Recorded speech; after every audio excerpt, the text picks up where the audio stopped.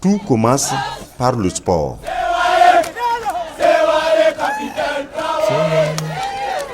C'est la ration quotidienne des pensionnaires du Centre national de formation des volontaires pour la défense de la patrie.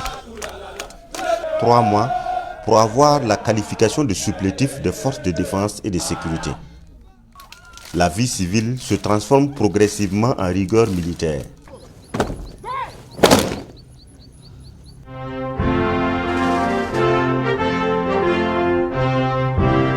Pour la toute première fois depuis sa création en 2022, le centre ouvre ses portes à la caméra. C'est le passage obligé de tous les VDP nationaux avant de rejoindre les rangs. Les communaux, eux, sont formés sur place conformément au même curricula. La formation militaire initiale et la formation aux droits humains. D'emblée, dans la formation des militaires, dans cette nouvelle forme de guerre, surtout asymétrique, mieux vaut prévenir que guérir. Et ça fait qu'une ouverture spéciale a été faite dans ce sens-là pour amener les VDP à être formés en matière de droits humains. Dans le programme de formation des volontaires pour la défense de la patrie, comme dans tout autre programme de formation militaire, sont intégrés les droits humains. Et ce, pour que les supplétifs des forces de défense et de sécurité puissent, dans ce contexte de guerre, connaître et observer au quotidien dans leurs combats le respect de la dignité humaine, la distinction et la protection des non-combattants et des biens, les droits des prisonniers ainsi que les conditions de transfert de ces prisonniers vers les structures et les autorités compétentes.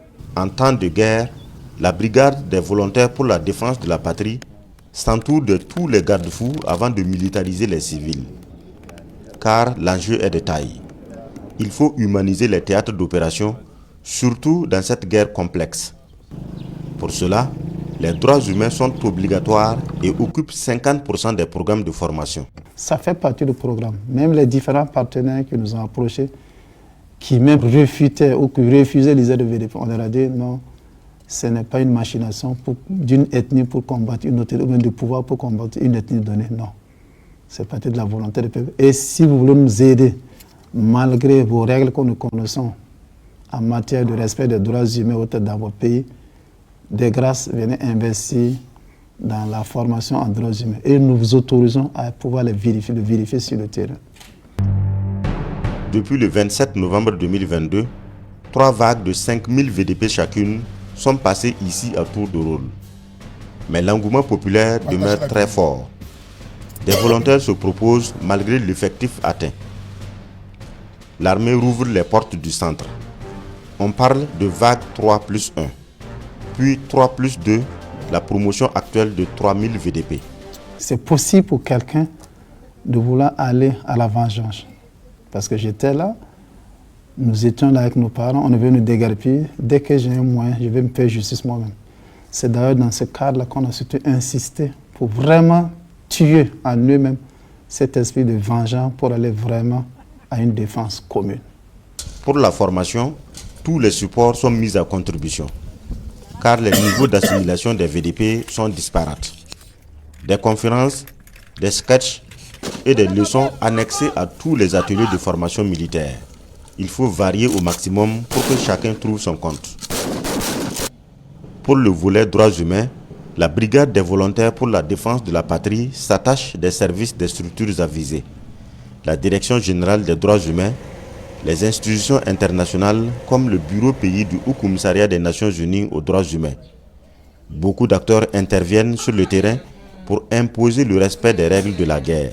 Dans le contexte de la lutte contre le terrorisme, quand vous prenez par exemple la torture, les disparitions forcées, les arrestations et les détentions illégales et arbitraires, ce sont des droits qui peuvent en fait être exposés dans le contexte de la lutte contre le terrorisme et ça se comprend aisément.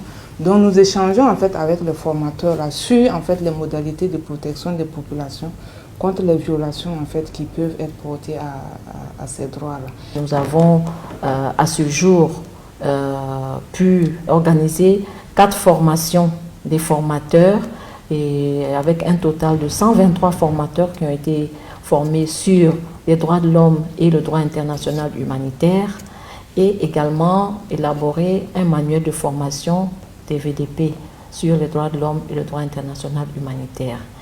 Et il faut dire que l'objectif de notre appui dans cette stratégie, c'est de faire en sorte que l'encadrement des VDP soit renforcé afin de minimiser les risques de violation des droits de l'homme au Burkina Faso dans le cadre de la lutte contre le terrorisme. Nous sommes en collaboration avec d'autres agences des Nations Unies telles que l'UNICEF, le HCR et le FUNUAP qui également contribuent à la réalisation de cette stratégie.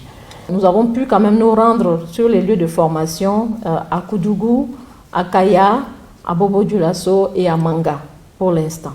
Et d'autres formations sont prévues très bientôt. Des cas pratiques sont transposés dans les ateliers de formation. Ici, par exemple, c'est la manœuvre du jour, le travail quotidien des VDP, la patrouille motorisée à partir d'un village à un autre. Le circuit est semé d'embûches pour forger le mental des hommes. Le premier obstacle, une mine artisanale tendue. Repliez-vous, mine confirmée. Mine confirmée. Il ne tombe pas dans le piège. Il le détecte, le balise et envoie la localisation à une équipe technique. Il progresse à nouveau et tombe dans une embuscade.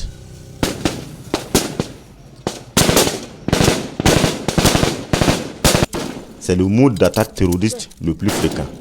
L'exercice se fait avec des munitions à blanc, mais en situation réelle.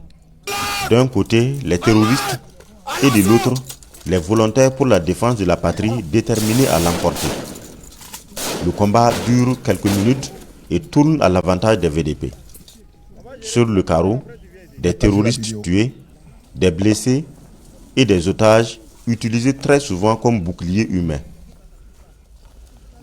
L'idée ici, c'est pour amener les combattants à faire la différence entre l'ennemi engagé, le blessé de guerre, celui qui se rend et l'otage aux mains nues. Au cours du ratissage, vous avez trouvé 3 femmes là-bas. Les 3 femmes, elles étaient venues pour chercher du bois et les terroristes les ont capturées. Ce sont des non-combattants, des innocentes, donc vous ne devez pas les tuer. Vous devez les protéger, s'occuper d'eux. Maintenant, les 2, ce sont des terroristes qui se sont rendus. C'est des combattants qui se sont rendus, donc vous ne devez plus les tuer. Vous devez les remettre aux autorités compétentes. Ça peut aller? Ok, maintenant, les blessés. Vous avez trouvé quelqu'un qui est blessé? C'est un blessé. Prendre soin du blessé et le conduire à l'autorité compétente, à la gendarmerie ou à la police. Ce n'est pas parce qu'il est blessé qu'on va dire qu'on va l'achever. Non, ça ne marche pas. Il est blessé, vous prenez soin de lui et vous le conduisez devant l'autorité compétente. C'est bon? Moral! Repos! Repos! C'est la routine ici. Faire comprendre aux futurs supplétifs des forces de défense et de sécurité que les théâtres des opérations ont leurs règles, souvent difficiles mais nécessaires à la reconquête de la paix. Utiliser les mêmes moyens que l'ennemi est enseigné, mais pas les mêmes méthodes. C'est la mission du centre de formation, cheviller ces principes au corps des volontaires pour la défense de la patrie. Quand nous sommes au cours de la progression, lorsqu'un combattant se rend, il dépose son arme en ce moment et il ne faut pas le tuer, il ne faut pas tirer sur lui, il faut aller le prendre et appliquer le DH, le droit humanitaire. On ne doit pas le tuer, ce n'est pas tout le monde qu'on doit tuer. Il y a quelqu'un, une innocent qu'on a attrapé, il n'est pas armé, on ne doit pas le tuer. On est censé de protéger les innocents. De protéger les innocents, c'est-à-dire les femmes, la population en général. Chercher à protéger son potentiel criminel, au-delà d'être un principe des droits humains, est une stratégie de lutte.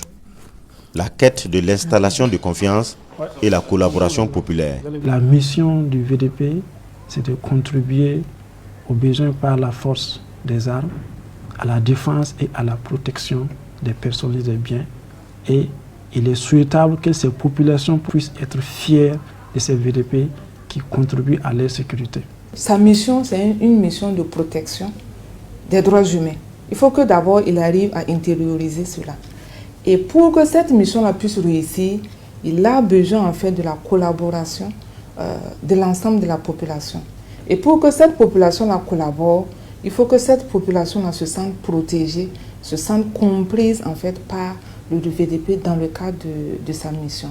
Donc, il n'y a que par le respect en fait des standards des droits humains que en fait on peut susciter en fait cette collaboration-là nécessaire à la réussite de la mission qui est confiée au VDP sur le terrain.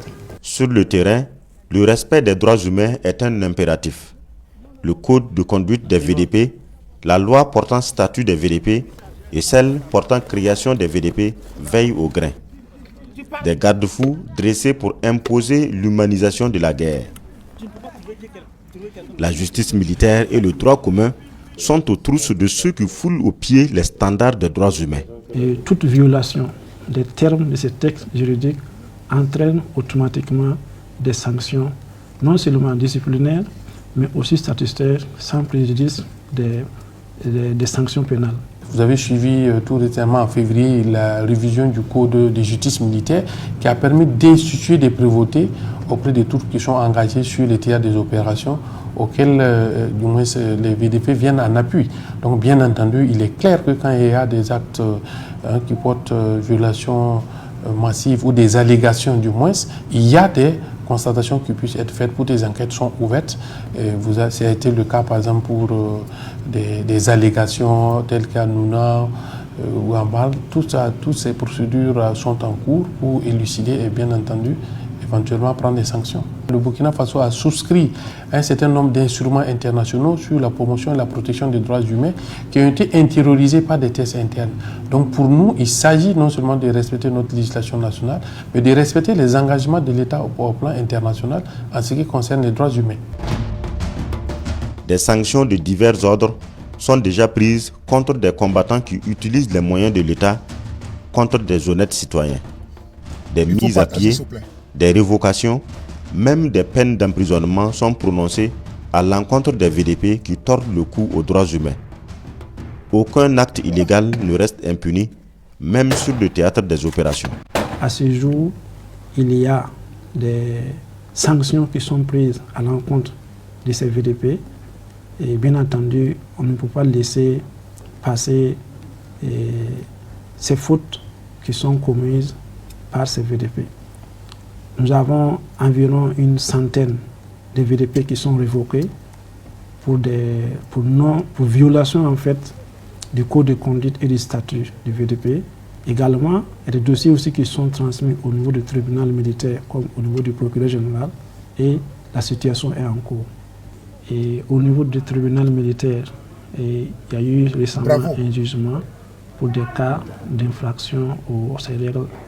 Et aussi sur le plan pénal, il y a des VDP qui sont jugés pour des fautes commises conformément au non-respect des règles et lois édictées par le Burkina Faso en termes de respect des droits humains. Vraiment, on a des retours là-dessus. Il y a quelques égarements de but, mais qui ont été vraiment punis sévèrement d'ailleurs. Tous ceux qui sont passés dans les cas de vengeance ont été sévèrement punis. Et ça sera toujours comme ça. Ce ne sont que des actes isolés. La grande majorité des VDP abattent un travail de sécurisation des populations et de leurs biens partout à travers le pays.